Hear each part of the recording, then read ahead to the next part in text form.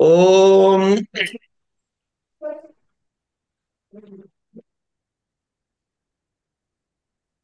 మనము వేదాంత సారము అనే గ్రంథాన్ని చూస్తున్నాం. అయితే కొంత గ్యాప్ చాలా వచ్చిందండి మనకి చదువుకోవటంలో. అందుకని ఊరికే అసలు మొదటి నుంచి ఒక్కసారి మళ్ళీ తాళీపులాక న్యాయంగా, అంటే సమగ్రంగా మాత్రం కాదు, తాళీపులాక న్యాయంగా ఒక్కసారి పైనుంచి కింద చూసేసి రేపటి నుంచి పూర్తి పాఠం చెప్పుకుందాం. అలాగే సార్. అఖండం సచ్చిదానందం అవాంగ్ మనస గోచరం ఆత్మానమఖిలాధారమాశ్రయే అభీష్ట సిద్ధయే. గురు బ్రహ్మ గురుర్విష్ణు గురుర్దేవో మహేశ్వర గురు సాక్షాత్ పరం బ్రహ్మ తస్మై శ్రీ గురవే నమః.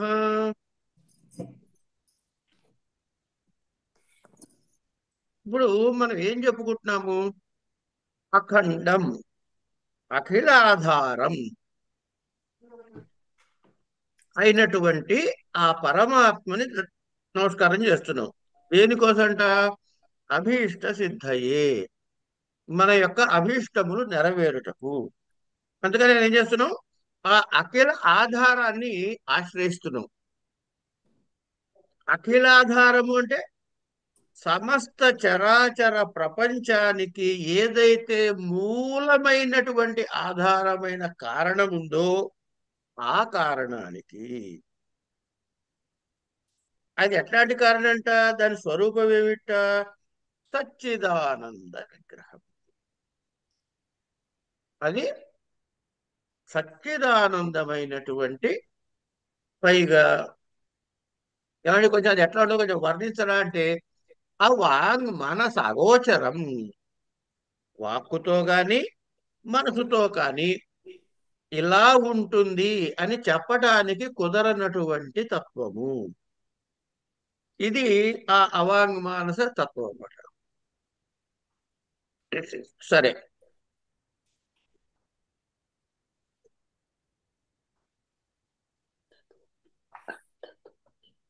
ఇంకా అగోచరం, మనకది అంటే వాక్కుతో కనపడదు, మనసులో దొరకదు. అగోచరం అంటే ఇంద్రియములతో కూడా దానిని గ్రహించలేము. ఇది ఆ తత్వాన్ని ప్రార్థన చేశాం ముందు. మనకి పెద్దలు ఇందులోనే అనుబంధ చతుష్టయాన్ని కూడా చూపించారు. యతో వాయిమాని యమో వాయిమాని భూతాని జాయంతే. ఇగో ఇదే అఖిలాధారమైనది. ఏన జాతాని జీవంతి, ఇట్లా మొత్తం శృతి చెప్తుంది. అది ఇది చేయటానికి ముందు ఆయన గురుస్మరణ చేసిన తర్వాత, ఇంతకీ దీని పుస్తకం పేరు ఏమిటండి అన్నారు. ఏముందండి ఈ పుస్తకం పేరు మీకు తెలీదా? వేదాంత సారం అన్నారు. ఓహో, వేదాంత సారమా? ఇంతకీ వేదాంతం అంటే ఏంటయ్యా? వేదాంతం అంటే ఏమిటి? వేదాంత సారం అన్నావు కానీ. అంటే వేదాంతము అంటే ఏదో దానికి డెఫినేషన్ చెప్పాలిగా మనం. ఆ డెఫినేషన్ ఏమిటంటే ఉపనిషత్తులు. నెంబర్ వన్, వేదాంతం అంటే ఉపనిషత్తు ప్రమాణము కల విషయము, దానికి ఉపకారకములైన విషయము. అంటే శారీరక మీమాంసాది సూత్రాలు, ప్రకరణ గ్రంథాలు, ఇవన్నీ కూడా వేదాంతమే. ఏమండి? అయితే ఇంక వేదాంతం ఎందుకంటే వేదాల యొక్క అంతభాగమునందు ఉన్నది కాబట్టి అని ఒకటి. వేదాధ్యయనముకి ఆత్యంతికమైన ఫలము కూడా ఇదే. మరి ఇది ఎట్లా చెప్పాలట? ఉపనిషత్ ప్రమాణముగా చెప్పాలి. ఇది మనకి ఆధ్యాత్మికతని అంటే జ్ఞాన మార్గాన్ని బోధించే విభాగము. ఇది డిసైడ్. ఇక ఉపనిషత్తులు తర్వాత ఉపనిషత్తుల తర్వాత బ్రహ్మసూత్రాలు, భగవద్గీత, ఇవన్నీ కూడా మనకి వేదాంత శాస్త్రము అంటారు. అంటే ఏంటి? వేదమునకు అంతమునందు ఉపనిషత్తులు, దాని యొక్క వ్యాఖ్యా గ్రంథములు, సూత్ర గ్రంథములైన బ్రహ్మసూత్రాలు, భగవద్గీత, వాటిపైన వ్యాఖ్యానము లేక వాటికి ఉపకారకమైన గ్రంథాలు, ఇవన్నీ కూడా ఉపనిషత్తు ప్రమాణముగా చూపించేటటువంటివి. వీటిని వేదాంతము అన్నారు. ఇక ఇది నేర్చుకోవడానికి ఏం కావాలి అంటే 4 విషయాలు చెబుతారు: అధికారి, విషయ, సంబంధ, ప్రయోజన అని. దీన్ని అనుబంధ చతుష్టయం అంటారు. దీనివల్ల ఏం జరుగుతుందయ్యా అంటే వేదాంత నేర్చుకోవటం ద్వారా మన యొక్క స్వస్వరూప స్థితి మనకి తెలుస్తుంది. దీని ఇంతకీ అధికారి ఎవడు? అధికారి ఎవరు అంటే ఇప్పుడు మనం మాట్లాడుకునే ఉన్న గ్రూపులో ఉన్న వాళ్ళలో బ్రహ్మాజీర శర్మ గారు. ఎందుకు? ఆయన వేదాధ్యయనం చేసినవాడు కాబట్టి. దీన్ని అధ్యయనం చేయడానికి అధికారి ఎవరయ్యా అంటే ఈ జన్మలో కానీ జన్మ అంతరమునందు కానీ, అంటే ఈ జన్మలో కానీ గత జన్మలో కానీ పై జన్మలో కానీ, ఈ అన్ని ఎక్కడైనా సరే ముందు వేదమును అధ్యయనం చేయాలి. చేసి వాడు ఏం కావాలి?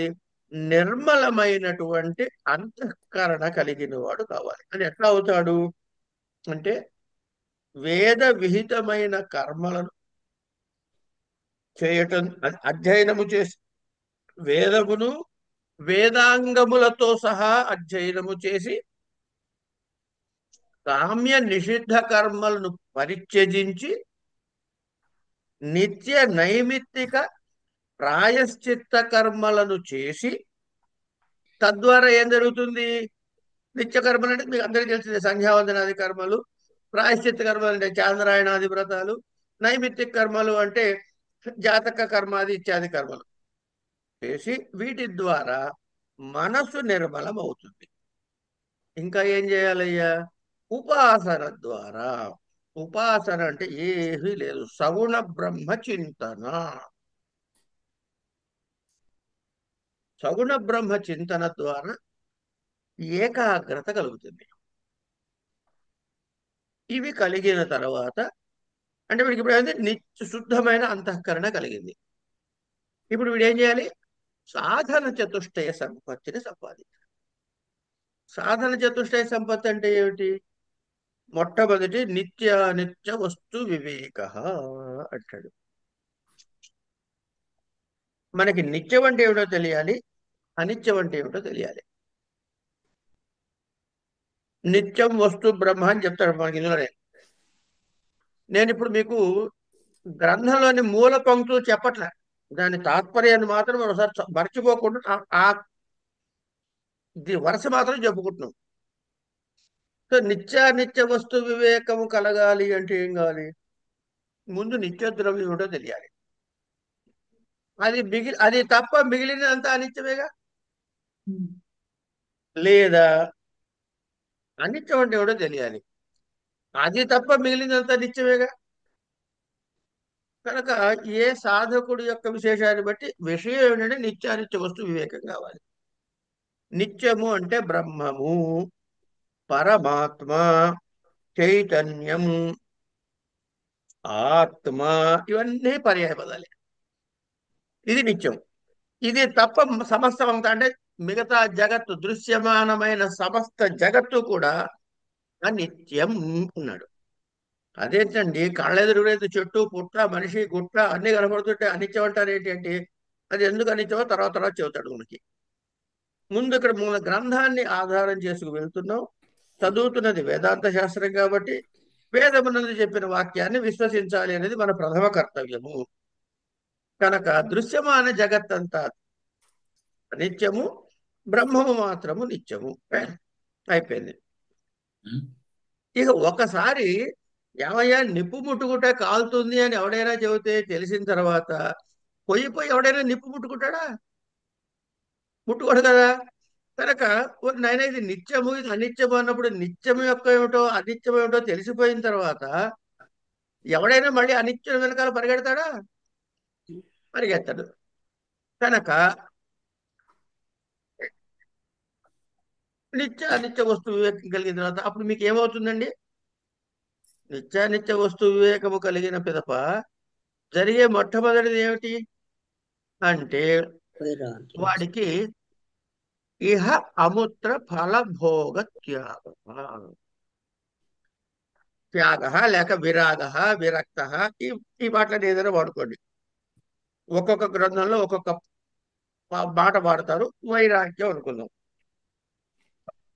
ఎప్పుడైతే అనిత్యము స్పష్టముగా తెలిసిందో, ఎప్పుడైతే నిత్యము స్పష్టముగా అవగతమయ్యిందో, తేడా అది మనకి సాధనలోకి వచ్చేటప్పుడు తెలిసిందో, ఆ, ఆ, తగ్గిందా జ్వరం? జ్వరం తగ్గిందా లేదా? తెలిసిందో, ఇంతకీ వీటి వల్ల ఏమిటవుతుంది? కర్మాచరణ వల్ల మనకు కలిగేది ఏమిట్రా అంటే, కర్మలు ఎన్ని రకాలు అని వాళ్ళు లెక్కేసుకుంటే అబో బోలెడు కర్మలండి అంటాం. అన్ని పోగేసి విడగొడితే రెండే రకాలు. ఏమిటి? ధర్మకర్మ, అధర్మ కర్మ. తేలిగ్గా వచ్చేస్తుంది. కానీ ధర్మకర్మలు చేస్తే దాని ఫలితంగా పుణ్యం వస్తుంది. అధర్మ కర్మల ద్వారా పాపం వస్తుంది. ధర్మకర్మ గాని అధర్మ కర్మ గాని తద్వారా వచ్చిన పుణ్యము గాని పాపము గాని అనుభవించాలి. ఈ అనుభవించడం అంటే ఏమిటవుతుంది? పుణ్యకర్మలు విశేషంగా చేస్తే స్వర్గాది ఉత్తమ లోకాలు కలుగుతాయి. అనుభవించిన తర్వాత ఎప్పుడైతే ఆ అనుభవించాల్సిన అయిపోయిందో కోట, మళ్ళీ మర్త్యలోకం విశక్తి. కనుక అది అనిత్యమే. ఈ ఎక్కువ కాలం ఉండడానికి ఇప్పుడు మీకు ట్రాన్స్ఫర్ అయింది. అక్కడ ఏదో ఇల్లు ఎవరిని మనం 6 నెలల పాటు మీకు డెప్యుటేషన్ పంపిస్తున్నారంటే ఎవడైనా సొంత ఇల్లు కొనుక్కుంటాడు కదా 6 నెలలకి. ఇక్కడ ఉండేలేదు చాచా, దీనికి ఇల్లు ఎందుకే కొనుక్కోవడం లంపటా లేదా అద్దీంట్లో ఉండి కలిసి వెళ్ళిపోదాం అంటాం.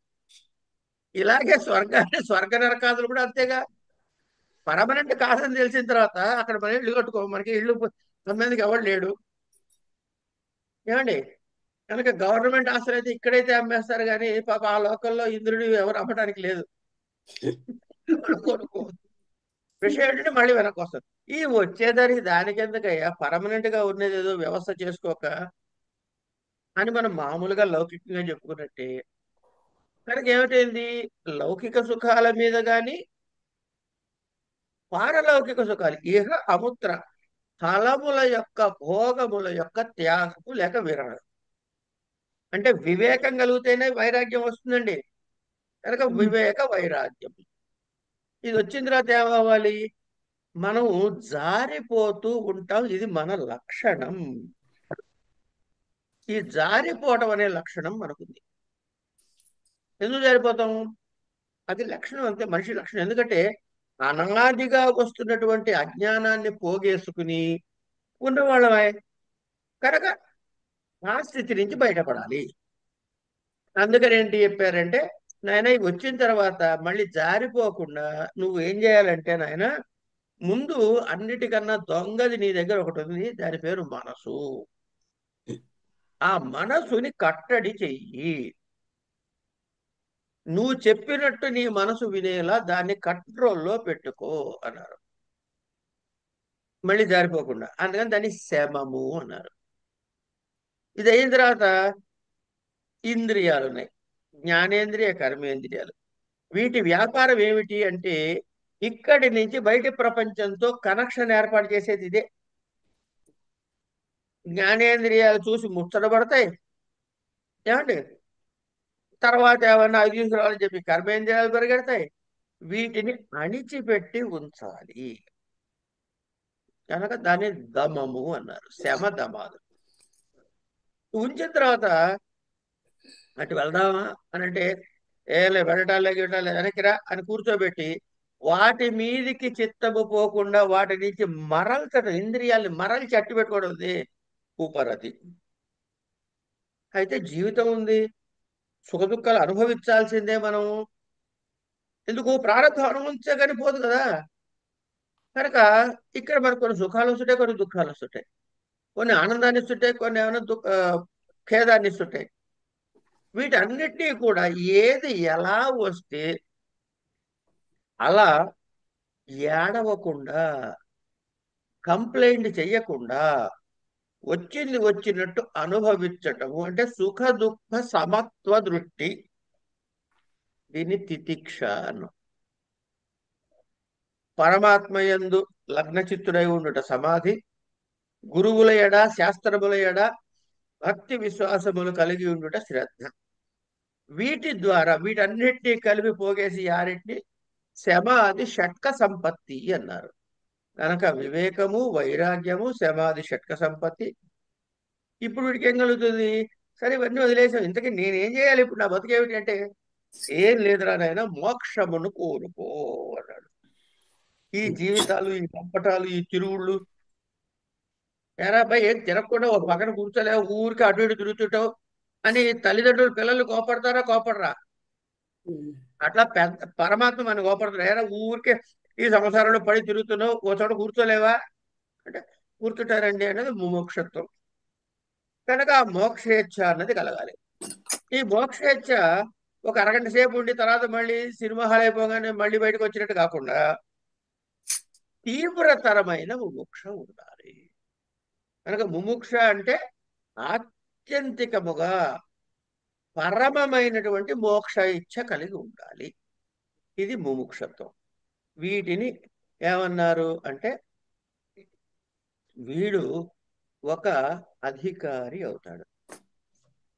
ఈ నిత్య నైమిత్తిక కర్మలు, ఈ సాధనాలు, ఇవి స్వాధీనపరుచుకున్నవాడు వీడు, వీడిని ఏమంటారు అంటే అధికారి అంటారు.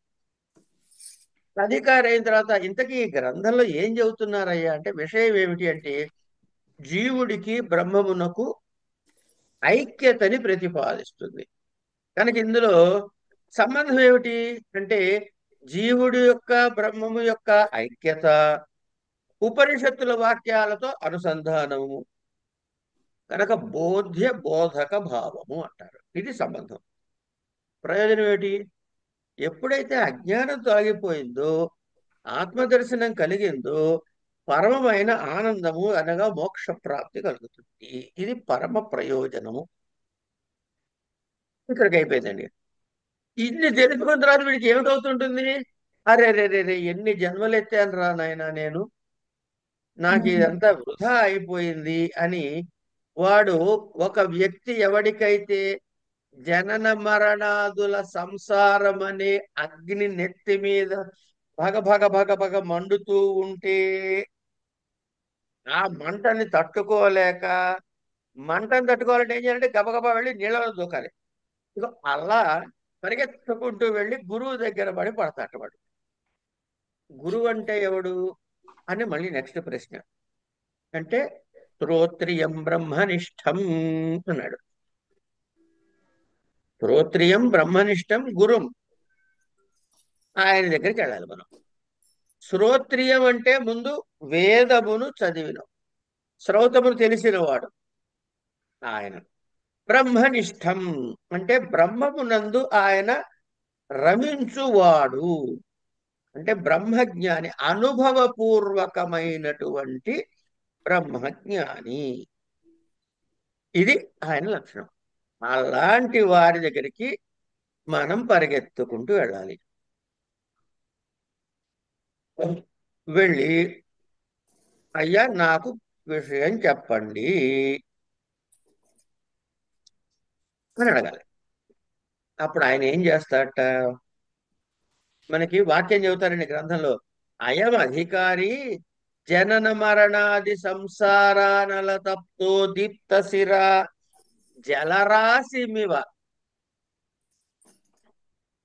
ఉపహారపాణి శ్రోత్రియం బ్రహ్మనిష్ట గురుముపసృత్య తమ అనుసరతి తద్విజ్ఞానార్థం స గురుమేవాభిగచ్చేత్ సమిత్పాణి శ్రోత్రియం బ్రహ్మనిష్టం. ఇది ముండకోపనిషత్ వాక్యాలండి. ఇత్యాది శృతి అని అలా వారి దగ్గరికి వెళ్ళవయ్యా అన్నారు. అప్పుడు ఆయన గురువు గారు ఏం చేస్తారట మనకి? ఆ గురువు గారు ఏం చేస్తారట అంటే మీకు బోధిస్తాడు. ఎలా? స గురువు పరమ కృపయా. ఈ పరమ కృపయా అనే పదాన్ని మీరు ఏ శాస్త్ర గ్రంథంలో లేదా శాస్త్ర బోధక కరణ ఉపకరణ గ్రంథాలలో చెప్పేవారికి, వినేవాడు కూర్చున్నప్పుడు చెప్పేవారికి ఈ కృపా శబ్దము, కరుణ శబ్దము మీకు తప్పకుండా కనపడతాయి. అంటే ఆయనకి అనుగ్రహం కలిగితే మన అధికారం లెక్కలోకి రాదండి. శృతి స్మృతి పురాణానాం ఆలయం కరుణాలయం.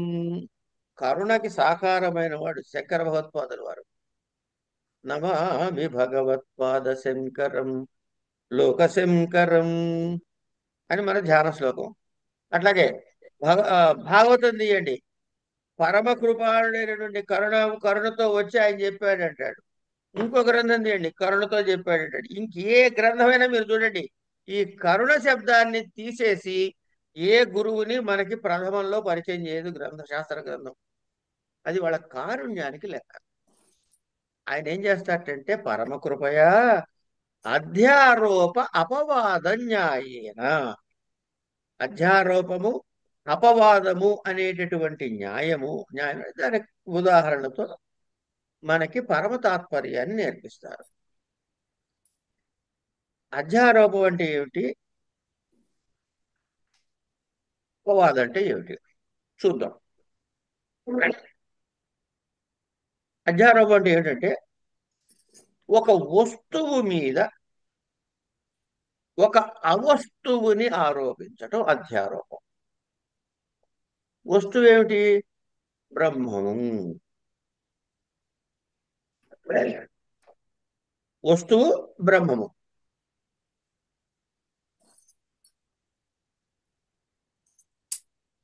అసర్పభూతాయాం రజ్జౌ సర్పారోపవత్ వస్తుని అవస్తువు ఆరోప అధ్యారోప. ఇప్పుడు వస్తువు చెప్పాడు మనకి. ఇంకోటండి, ఏదైనా శాస్త్ర గ్రంథంలో మీకు ఏది పరిచయం చేసినా తెలియని పదాన్ని ముందు వాడరు, తెలియని దానితో నిర్వచించరు.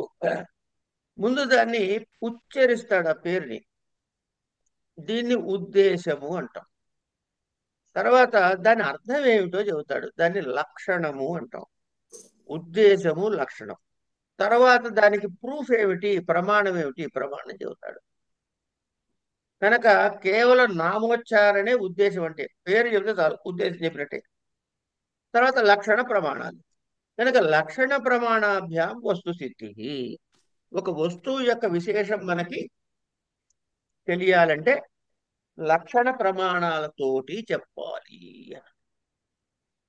ఇప్పుడు లక్షణం తెలియాలి మనకి. వస్తువు అంటే ఎవరు? వస్తు సచ్చిదానందం అద్వయం బ్రహ్మ అజ్ఞానాది సకల జడ సమూహో అవస్తు. దీనిపైన ఏం చెప్పారు? అపసర్పభూతాయాం రజ్జౌ సర్ప ఆరోపవత్ వస్తుని అవస్తు ఆరోప అధ్యారోప. కనుక వస్తు అవస్తు అనే రెండు పదాలు నేర్పించారు మనకు అక్కడ. మనకు రజ్జు తెలిసిందే, సర్పము తెలిసిందే. దీని మీద దాన్ని ఆరోపిస్తే దీని పేరు అధ్యారోపం అని డెఫినేషన్ ఇచ్చాడు. వస్తువు అంటే ఏంటండి? వస్తు సచ్చిదానందం అద్వయం బ్రహ్మ అజ్ఞానాది సకల జడ సమూహో అవస్తు అన్నట్టు చెప్పేశాడు. అంటే వస్తువు మీద, బ్రహ్మము మీద ఆ వస్తువు ఆరోపించబడినది. ఇది మనం నమ్మాలి. ఇప్పుడు ఎలా నమ్మాలండి? ఎలా నమ్మటం అంటే దానికి మనకు కారణాలు చూపించాలి. ఇప్పుడు సర్పము అనేది ఒకటి అవస్తువు. ఎందుకు వచ్చింది? పరిపూర్ణమైన చీకట్లో ఓ తాడు పడింది అనుకోండి, మనకు కనపడదు అసలు. అలాగే ప్రకృష్టమైన అజ్ఞానంలో కూరుకుపోయిన మూఢుడికి ఏమీ ఇబ్బంది లేదు. మోక్షము తెలీదు, తపస్సు తెలీదు, ఈ చింతన లేదు, ఏమీ లేదు. వాడి పని వాడు చేసుకుంటూ పోతుంటాడు. వాడు హాయిగా ఈ జగత్తు సత్యమని నమ్మి అందులో వాడు బతుకుతూ ఉంటాడు.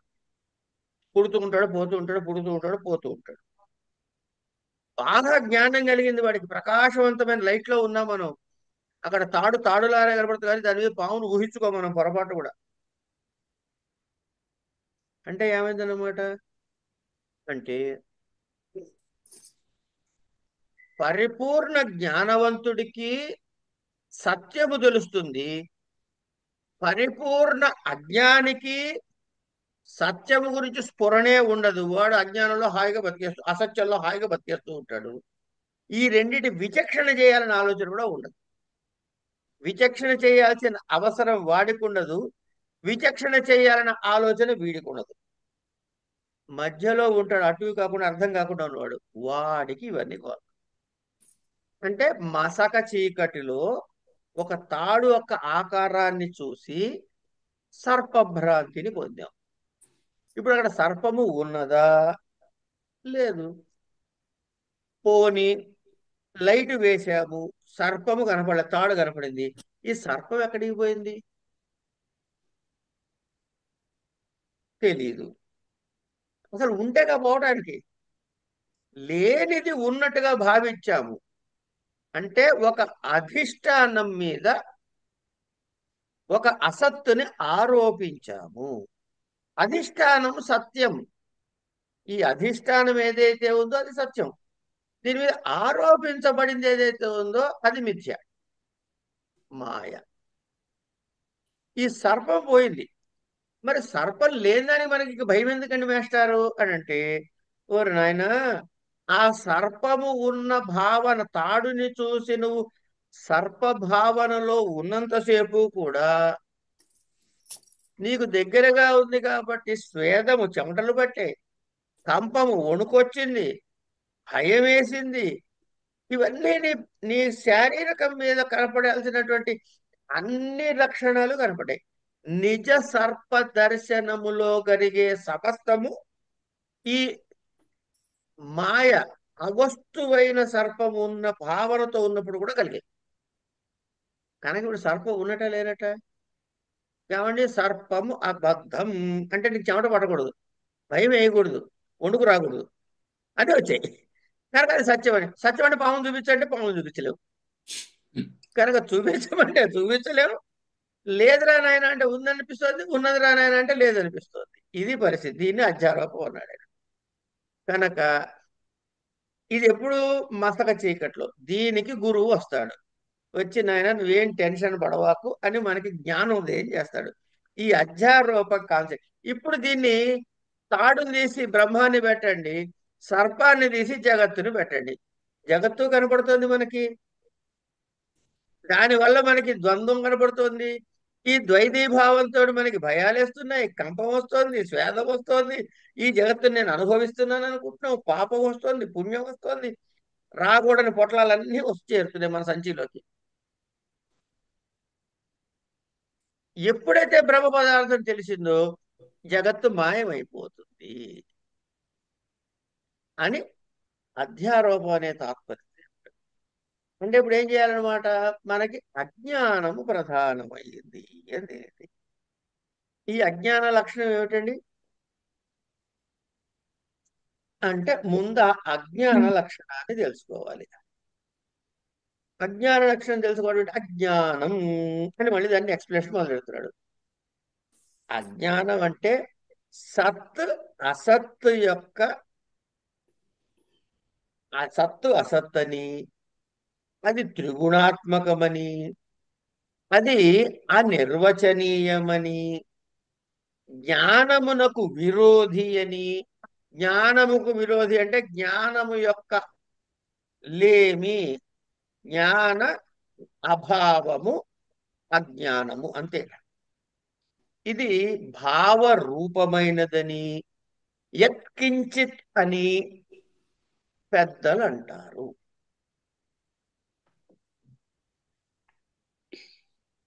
అంటే ఎన్ని లక్షణాలు చెప్పారండి?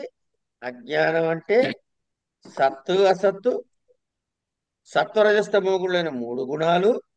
సత్తు అసత్ అంటే ఏంటి? సత్ అంటే బ్రహ్మము, అసత్ అంటే గనక మిగతావన్నీ, బ్రహ్మముతో భిన్నమైన సమస్తము. ఇది ఎట్లాంటిదిరా? అనిర్వచనీయం. సత్తా అండి, ఏమండి పాము ఉందా? లేదండి. సరే, ఎందుకు? కనపడట్లేదు కాబట్టి. లేదా అండి అంటే ఉందండి బాబు, అది కనపడప్పుడు నాకు చెమటలు పట్టే, ఒంట్లు వణికింది, అన్ని చేసింది అంటున్నాం. కనుక అటు సత్ అంటానికి రావట్లేదు, ఇటు అసత్ అంటానికి రావట్లేదు కనుక దీనికి బొట్టు ఏం పెట్టండి? అనిర్వచనీయం అన్నాడు. కనుక సతసత్తు, సత్వరజస్తమ గుణ త్రిగుణాత్మకము, మూడు గుణములతో కలిసి ఉన్నది కనుక త్రిగుణాత్మకము. అనిర్వచనీయము, త్రిగుణాత్మకము. ఇదైన తర్వాత ఏమైంది? అది సద్రూపమా, అసద్రూపమా, సదసద్రూపమా అని ఒక క్వశ్చన్ మళ్ళీ. ఏది? అజ్ఞానం సద్రూపమా, అసద్రూపమా, సదసద్రూపమా? అంటే ఏదో ఒకటి ఉందండి అనేది అంటున్నాగా. దాని వివరాలు చెప్పలేకపోవచ్చు మనం, కానీ ఒకటి ఉంది మాస్టర్ అని మాత్రం చెప్పగలుగుతాం. కానీ యత్కించిత్ అన్నాడు. అయిన తర్వాత ఏది లేకపోతే, ఏది కలిగితే అజ్ఞానం ఉండదు. ఏమంటే పోలీసు వాడు వస్తుంటే దొంగవాడు ఉంటాడా? పారిపోతాడు. అంటే జ్ఞానము రాగానే అజ్ఞానం పారిపోతుంది.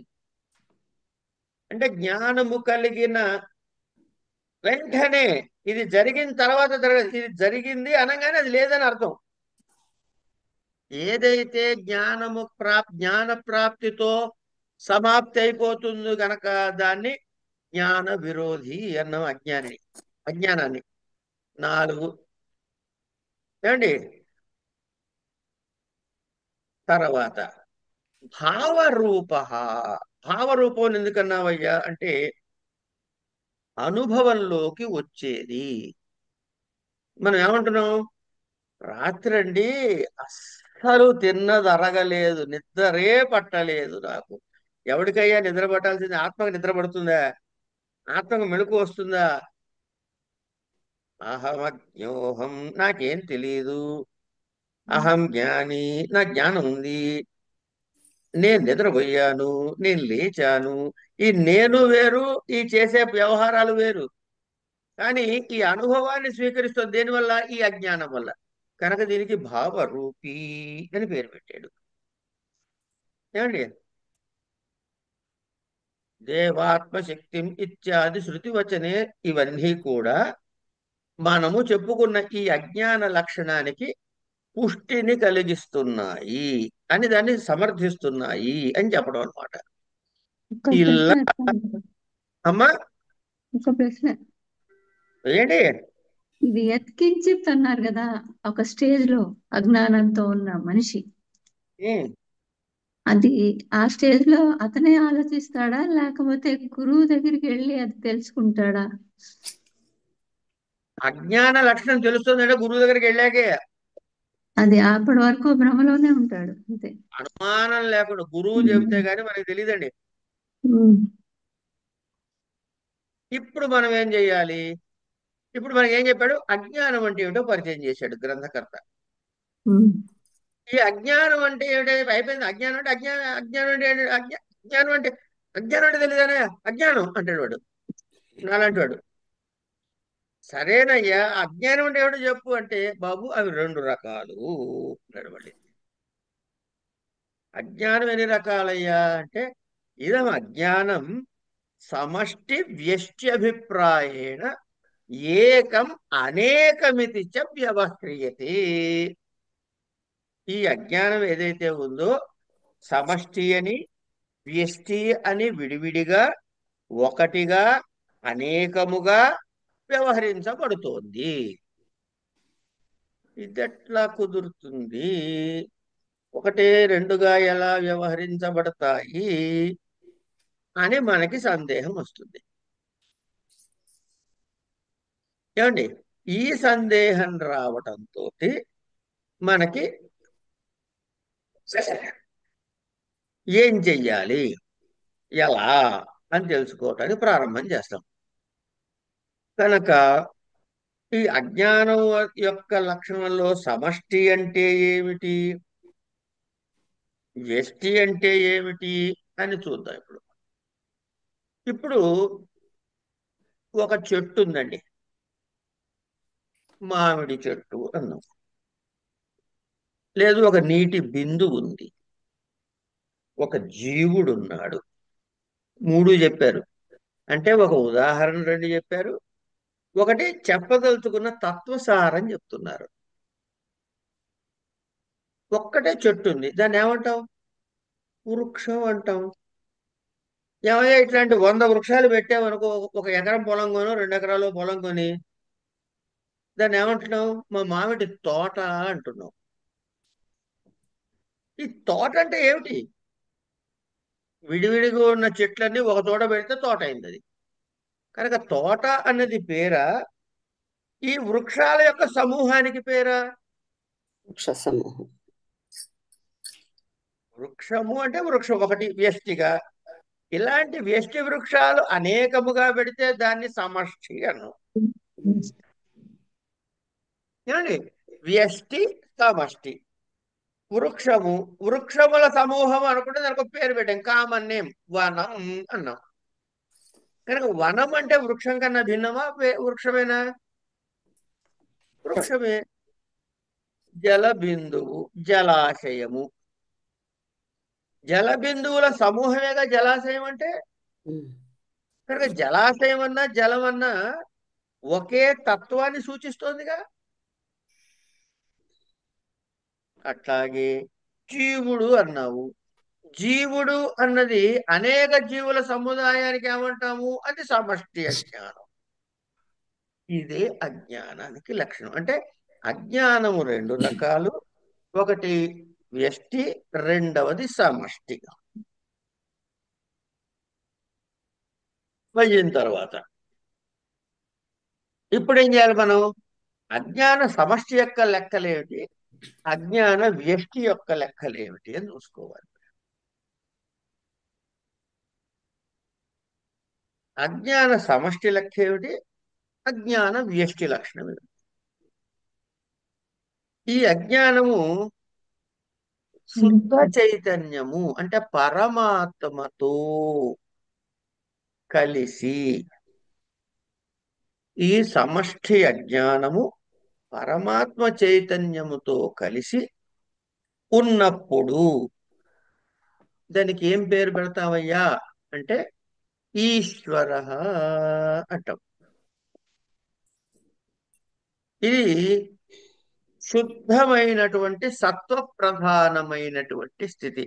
అజ్ఞానానికి మూడు ఉన్నాయని చెప్పాక, సత్వరజ స్తమో గుణాలు. అందులో పరమ సత్శుద్ధమైన సత్వగుణ ప్రధానమైన స్థితి. ఎప్పుడైతే ప్రధానము అని వాడాము, సత్వగుణానికి ప్రధానం అని చెప్పాము, రజస్తమో గుణాలు కూడా అప్రధానంగా ఉంటాయి, గౌణముగా ఉంటాయి అని గుర్తుపెట్టుకోవాలి. విడిపోయి ఉండవు, కలిసే ఉంటాయి.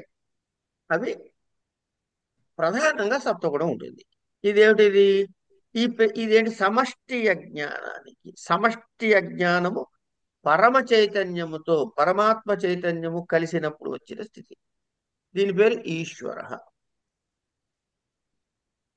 కనుక ఇప్పుడు మీరు ఒకటి గమనించండి, ఈశ్వర శబ్దము కన్నా పరమాత్మ అన్నా, చైతన్యము అన్నా, శుద్ధ చైతన్యము అన్నా, ఇవన్నీ కూడా దీనికన్నా ముందు స్థితి. ఇది గమనించండి. అయింది. వీటి లక్షణాలు ఏమిటయ్యా? ఇక్కడి నుంచి కదా సృష్టి ప్రారంభమవుతుంది. ఇక్కడి నుంచి జరగబోయేదంతా ఈ ఈశ్వర స్థితికి తెలియాలిగా. కనుక ఈయన ఏమన్నారు? సర్వజ్ఞుడు. సర్వ ఈశ్వరుడు, సర్వ నియంత. ఎక్కడున్నాడయ్యా? అంతర్యామి. కనపడతాడా అండి? అవ్యక్త. వీడి పరిస్థితి? ఈ జగత్తంతా పుట్టడానికి కారణమైన వాడు.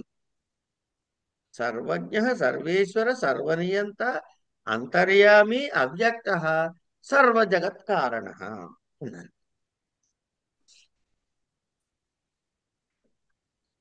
ఈ ఈశ్వరుడి యొక్క ఇగో ఈ సర్వమునకు వీడు కారణము కాబట్టి దీన్ని ఏమన్నాము అంటే కారణ శరీరం అన్నాం. శుద్ధ చైతన్యము, శుద్ధ సత్వప్రధానమైంది కాబట్టి ఇక్కడ తాను ఆనంద స్వరూపుడుగా ఉంటాడు కాబట్టి ఆనందమయ కోశము అన్నారు. ఇప్పుడు చైతన్యము అన్నది ఒక వస్తువుగా అనుకున్నట్లయితే ఇట్లా దీన్ని ఈ అజ్ఞానంతో ఇట్లా ముందు ఒక కవర్ చేస్తున్నాం, ఇలా మూసాం కాబట్టి దీన్ని కోశము అన్నాం. ఈ కోశానికి ఒక పేరు పెట్టాలిగా, ఆనందమయ కోశం అని పెట్టాం. ఎందుకు? ఇక్కడ ఆనందమే ఉంటుంది కాబట్టి. ఈ పరమాత్మ చైతన్యం ఇట్లాగే ఉంటుంది, దీనిపైన ఈ ఆవరణ ఉంది. సరే, ఈ కారణ శరీరం నుంచి ఏం పుడతాయండి అంటే సూక్ష్మ ప్రపంచం పుడుతుంది. ఆ సూక్ష్మ ప్రపంచం స్థూల ప్రపంచం కూడా పుడుతుంది. కారణ ప్రపంచం పుట్టింది ఈ ఈశ్వరుడి వల్ల. ఈ ఈశ్వరుడు పుట్టిన కారణ ప్రపంచము నుంచి సూక్ష్మ ప్రపంచము నుంచి స్థూల ప్రపంచం పుట్టింది. కనుక ఈ స్థూల ప్రపంచం కూడా కారణ ప్రపంచం వల్ల పుట్టినట్టే చెప్పుకోవచ్చుగా. అందుకని సరే, ఇలా ఈ స్థితిలో ఉన్నప్పుడు ఇక పుట్టిందని చెప్పానా? చెప్పలేదు కనుక పుట్టలేదు అనాలి. కానీ మనం ఎప్పుడు చెప్తున్నాం సాధన? మన కళ్ళ ముందు ఈ జగత్తు కనపడుతోంది కనుక మనమేమనుకోవాలి? ఆ కారణ స్థితి ఇక్కడి నుంచి చూస్తున్నాం. ఇప్పుడు ఒక కొండ ఎక్కుతున్నామండి, ఇట్లా మనం ఈ కొండ ఎక్కుతున్నప్పుడు మధ్య దాకా వచ్చి ఆగాం. తిరుపతి కొండ ఎక్కుతున్నాం. ఎక్కుతూ ఉంటే ఈ 7 కొండల్లో ఓ 3 కొండలో 4 కొండలు ఎక్కిన తర్వాత ఓ బ్రేక్ వేసాడు డ్రైవర్ గారు, ఆపారు మంచిళ్ళకు. మనం దిగి చూస్తున్నాం. నీకు ఏం కనబడుతోంది అయ్యా? పర్వతం కనబడుతుందా, లోయ కనబడుతుందా అంటే, అయ్యా తల కిందకి దింపుకుంటే లోయ కనబడుతుంది, తల పైకి ఎత్తితే కొండ కనబడుతుందండి అంటాం. అంతే కదమ్మా. అట్లాగే మనం కారణ శరీరం నుంచి కిందకి రావట్లే. మనం ఆల్రెడీ కిందకు వచ్చి పడి ఉన్నాం, కింద వేలాడుతున్నాం. ఎక్కడ? ఈ జగత్తులో ఉన్నాం. ఈ జగత్తంతా నిత్యము అనుకునే స్థితిలో ఉన్న అజ్ఞానంతో మనకి ఎవరైనా పైన కారణ శరీరం ఉందిరా, ప్రపంచం ఉందిరా నాయన అన్నాడు. అంటే ఏమిటన్నమాట? అక్కడికి వెళ్ళినప్పుడు ఇవి రెండు ఉంటాయా? ఉండవు. అంటే లయం అయిపోతాయి. కనుక వీటిని ఏమన్నారు? ఈ కారణ శరీరము యొక్క కారణ ప్రపంచానికి ఏం చెప్పారు అంటే ఇది స్థూల సూక్ష్మ ప్రపంచాలకి లయస్థానము అన్నారు.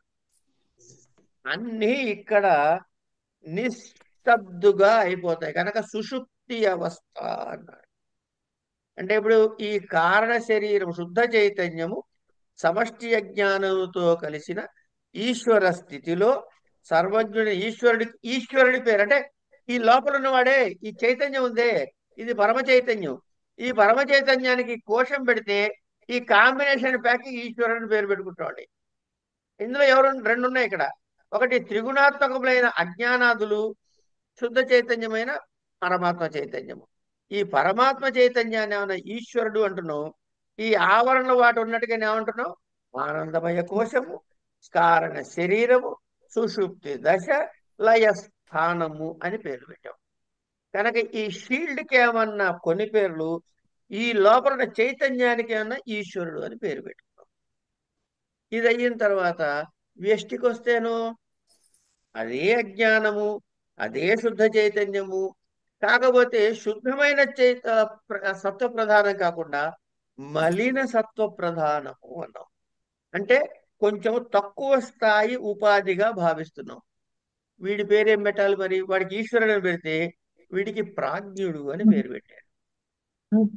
సమష్టికి ఈశ్వరుడు, వ్యష్టికి ప్రాజ్ఞుడు. ప్రాజ్ఞుడు ప్రకృష్టంగా అజ్ఞానం ఉన్నవాడు అనమాట. వీడి పేరు ఏమన్నారు? అల్పజ్ఞుడు అని. ఇట్లా ఇవన్నీ వరుసగా వాళ్ళ పేరు పెట్టారు. వీళ్ళకి కూడా, జీవుడికి కూడా కారణ శరీరం అని అంటాం, స్థూల సూక్ష్మ శరీరానికి లయస్థానం అని అంటాం, ఆనందమయ కోశం అని అంటాం, సుషుప్తి అవస్థ అని అంటాం, కారణ శరీరం అని అంటాం. కనుక ఈ పేర్లు ఏమీ మారలే. వ్యష్టికి శరీరం అంటున్నాం, దానికి సమష్టిగా ఉన్న ప్రపంచం అంటున్నాం. లయస్థానం దేనికి? స్థూల సూక్ష్మ. వ్యష్టి అయితే శరీరాలకి, దానికైతే ప్రపంచానికి. కారణ శరీరం, కారణ ప్రపంచం. సుషుప్తి, సుషుప్తి. ఆనందమయ కోశం ఇది.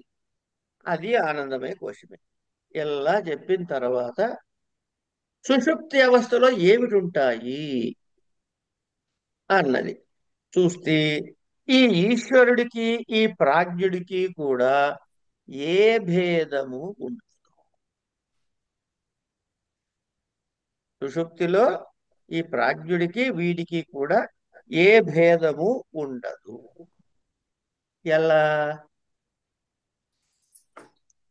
అంటే, చెట్టు మీద ఉన్న ఆకాశము, వనము మీద ప్రతి చెట్టు మీద ఉన్న ఆకాశము ఒకటే ఆకాశం కదా.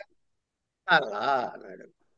అట్లాగే ఈ అవిచ్ఛిన్నమైన ఆకాశంలాగా, వీటికి ఆధారభూతమైన మహాకాశంలాగా, ఏమండి, ఈ ఆధారభూతమైన శుద్ధ బ్రహ్మము ఇగో ఇలా కనపడుతోందయ్యా అన్నాడు. కనుక ఇట్లా ఈ ఈ ఈశ్వరుడికి ప్రాజ్ఞుడికి ఈ సూక్ష్మ అదేంటి, దీనివల్ల ఆనందముడు కాబట్టి ఈయన నేను ఆనందాన్ని అనుభవిస్తున్నాను, నేను సుఖపడుతున్నాను అనే భావనలో ఈయన ఉన్నాడు. అంటే వీళ్ళిద్దరూ కూడా సుషుప్తి దశలో ఏ స్థితిలో ఉంటారో ఆ స్థితి గురించి మనం ఇప్పుడు చెప్పుకున్నాము. ఇక్కడ తదిదానీ ఏతామీశ్వర ప్రాజ్ఞౌ చైతన్య ప్రదీతాబ్దిభిరతి సూక్ష్మాభిరజ్ఞాన వృత్తిభి ఆనందమనుభవతః ఆనందభుక్చేతో ముఖః ప్రాజ్ఞః ఇది మండూక్యవాక్యాత్ ఇది శ్రుతేః సుఖమహం స్వ అవాప్స్వం న కించిదవేష న కించిదవేదిష ఇత్యుత్థితస్య పరామర్శోపపత్తేశ్చ. అక్కడికి వచ్చాక ఇక్కడ దాకా మనం ఇంతకు ముందు చెప్పుకున్నామండి. ఇహ నుంచి వనయోః సమిష్టి వ్యష్ట్యోః వన వృక్షయోరివ జలాశయ జలయోరివ అభేదః. ఏమండి, అందుకని ఏతదుపహితయోరీశ్వర ఈశ్వర ప్రాజ్ఞయోరపి వన వృక్షావచ్ఛిన్న ఆకాశయోరివ జలాశయ జలగత ప్రతిబింబాకాశయోరివ అభేదః. ఏష సర్వేశ్వర ఏష సర్వజ్ఞ ఏషోంతర్యామ్యేష యోనిః సర్వస్య ప్రభావ్యాప్యౌ హి భూతానాం ఇది మాండూక్యవాక్యవత్ ఇత్యాది శ్రుతేః. ఏతావత్ పర్యంతం ఇప్పటి వరకు చెప్పుకున్నాం. ఇప్పుడు తురీయ లక్షణం అంటే ఏమిటో చెప్పుకోవాలి. అది రేపటి నుంచి కొంచెం విస్తారంగా రేపటి నుంచి చెప్పుకుందాం. ఇవాళకి ఇక్కడికి ఆపేసుకుందాం.